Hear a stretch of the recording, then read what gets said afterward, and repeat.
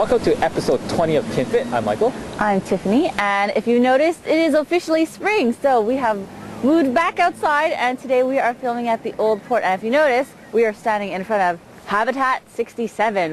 Ooh. Funky building. Apparently there's like a 20 or was it 30-year waiting list to live in that place. Well, I won't hold my breath. Well, I'm going to put my name down because you never know. Anyhow, let's move on to Fit News. So what is going on in Fit News this week? Well, something I found out recently on the news, which was about a week and a half, 2 weeks ago, and these two McMaster students, these two engineering students from McMaster University, they designed a CPR glove. Oh. Yeah, so it's a nylon glove, and it's designed to guide users in performing proper CPR. Cool. Yeah, but it's not a machine that actually does CPR for you. Okay. It's actually a glove that's outfitted with sensors, circuits, and when it's worn by the person, it measures the depth and the speed of the chest compressions you do on the person. Oh, so it basically is telling you if you're doing it right or not. Yeah, exactly. And it also measures the victim's heart rate, so you know when to stop doing CPR when the person doesn't require it anymore. True, because that would be important. Yes, it would be. And it also has an LCD screen built on top of it, kind of like the ones you have on your cell phone. Okay. And basically it's not images, but it's written text. Okay. Telling you what step you should take next when performing CPR, so it avoids any type of mistake that you might end up doing. Yeah, because even though we take the CPR classes, we don't always remember everything because we don't go do CPR every day. That's right, and with this glove, it actually helps avoid those mistakes, and you can actually go through CPR properly. Excellent. So that's really good. That's pretty interesting, and it's not just for. They even said it's not necessarily for emergencies only. You can also use it for testing purposes or for training. So when you're at a CPR course, you can actually have the glove and the instructor teaching you how to do CPR. That's good. Yeah. Very good. Yep. So right now they're kind of looking for investors to kind of invest in their design, and hopefully one day we'll all have a CPR glove, and because that will save some lives. Yeah, that will be useful. Yeah, that would be very useful. Oh, good. Very good.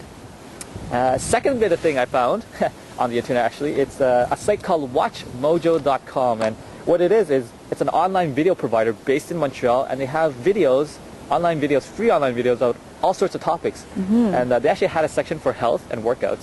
So just out of curiosity, I went to go check it out. And they actually have two hosts that teaches you how to do proper exercises in the gym. They also go through gym etiquette and exercises to do outdoors. And what I really like about their videos is that they actually go into detail about how to do proper bench press, how to do a proper front raise. And their videos aren't long, they're about 5-6 minutes. They have one program for beginners. Okay. So they go through 8 different exercises for beginners, and they kind of go through how many sets and reps you need to do and whatnot.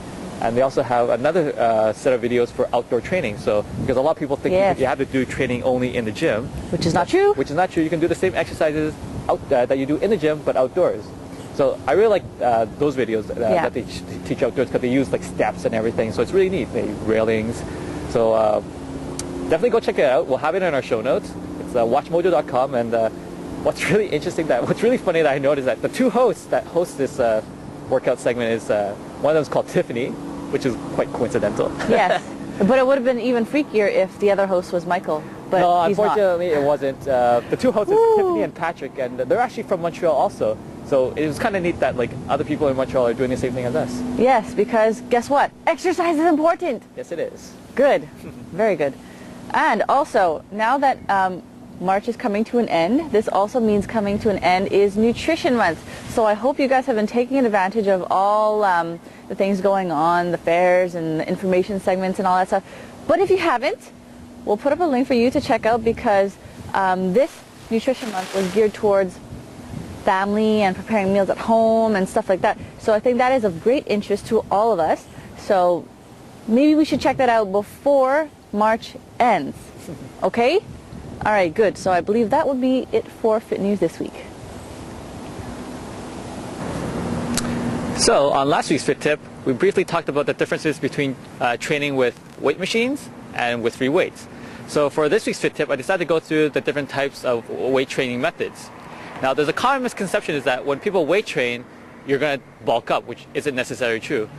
And I also noticed at work is that a lot of people who tend to want to train for strength end up doing the opposite, and they're training for hypertrophy, which is bulking up, and it's something that they don't want. So For today, we're going to go through the different types of weight training methods and the factors and guidelines you need to follow. Now, before you actually go through your actual weight training program, you need to actually find out what your 1RM is for each exercise. And what 1RM stands for is your 1 repetition max of how much you can lift in one shot for that one exercise. So there are essentially 4 types of weight training methods. There's training for strength, training for power, training for hypertrophy, aka bulking up, or training for endurance. Now, the first one, training for strength. The load that you should be lifting at should be between 80 to 100% of your 1RM. You should be doing about 1 to 5 repetitions for each exercise and about 4 to 7 sets. Now, the rest between the sets should be about 2 to 6 minutes. Now, if you're training for power, it's very similar to training for strength, only this time the load is between 70 to 100% of your 1RM. The reps are between 1 to 5. You're doing less sets this time. You're going to be doing 3 sets, and the rest period is about the same between each set, which is 2 to 6 minutes. Now, when you're training for hypertrophy, this is when there's a big difference. So your load is significantly lower. So you'll be lifting between 60 to 80% of your 1RM. You'll be doing a lot more repetitions, between 8 to 15. And you'll be doing between about 4 to 8 sets per exercise. The rest period is about the same, about 2 to 5 minutes. And the big difference between hypertrophy and strength is that you'll be lifting a lot less. Now, the last method, or the last type of training, is training for endurance. Similar to hypertrophy, only this time the load is a lot less. It's between 40 to 60% of your 1RM. Significantly a lot more repetitions, between 25 to 60. Okay, and you'll be doing about 2 to 4 sets per exercise. The rest period is a lot lower too, as well. You'll only be resting about 1 to 2 minutes between each set and between each exercise. Now, those are the 4 methods of training that you can do. For those of you who do strength training, you will notice that you will increase in muscle size. But don't worry, you're not going to bulk up like a bodybuilder. Because like I said, if you follow those guidelines, you're going to be training more for strength as opposed to having larger muscles. There will be a couple of you, 1% of the population, that, even though you do strength training, you will have like bigger muscles that you sometimes you would really want. But don't worry, you're still training for strength, and you're not going to look like Arnold Schwarzenegger. You're not going to look like those bodybuilders. So if you follow those factors, follow those guidelines, for sure, everything will be fine. I'll have each of these as show notes on our website, so definitely go check those out, and we'll see you next time. So today on Infoodmation, we're going to do sort of like a part 2 to last time. Last time we talked about vitamin D, and we said that it was found primarily in dairy sources. So let's talk about dairy. Okay, so we have a couple of things that we can talk about. Of course, most obviously, we have the milks and the cheeses, the yogurts, and ice cream. But today we'll focus a little bit more on the milk, just because it's something very basic and something that people, or we hope people, will consume a little bit more of, because it's easy to get to, you know what I mean? But sometimes there's a little bit of confusion as to all the different types of milk there are, because of course we have quite a bit of choice. We have the whole milk, 2%, 1%, and skim. This is of course in regards to the fat content, right? So whole milk doesn't necessarily mean it's all fat. Whole milk actually just means it's 3.25% fat content versus the 2% milk, 1%, and of course skim, which is virtually fat-free, it's actually 0.1% fat. So just in case you were a little bit confused, that clears it all up. Now, in any case, the whole milk still isn't really that much of a fatty source, okay, considering all the fats that we ingest in all our other foods in our diet. Really isn't so much in the milk products, especially because most people don't consume as much dairy as we should be, because we're having problems with osteoporosis and everything. So we know that most women and girls do not consume enough dairy products to make up for the calcium content. Okay, so don't worry too much about the fat in the milk. Let's worry about getting our calcium and our vitamin D. Okay, now calorie-wise, how does that pan out? Now, for 3.25% milk, which is whole milk, for 1 cup, it is about 146 calories or so.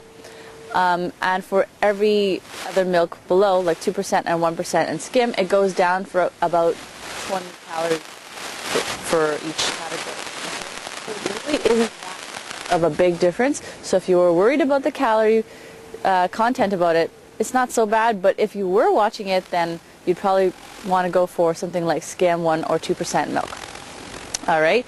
Now, if you were lactose intolerant, which, you know, some people are, there are also other alternatives, such as the yogurts, because they already contain the enzyme that breaks down the lactose, which is not so fun for lactose intolerance. So that is an option that we can do. There's also a couple of other things, such as the Lactaid special milk products and other dairy products made for lactose intolerant. Let's go out there and try to get our 2 to 3 servings of milk products a day. All right, and we'll see you next time on Information. So this wraps up this week's episode of KinFit. So I found a sign that says Danger Will Robinson, so we better watch out for Will Robinson. Because he's danger. Yeah, that's right. Anyhow, please check back our show notes for all those important things we want you to check out. And if you have questions, suggestions, or ideas to give us, just email them to us at info@kinfit.tv. And of course, a big thank you goes once again to Timmy, our cameraman. So remember, don't quit. Stay fit. Will Robinson!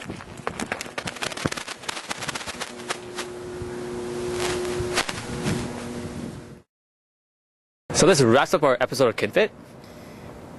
Please check back our show notes. What's wrong with you? I was just like, oh, that's my part already. Okay.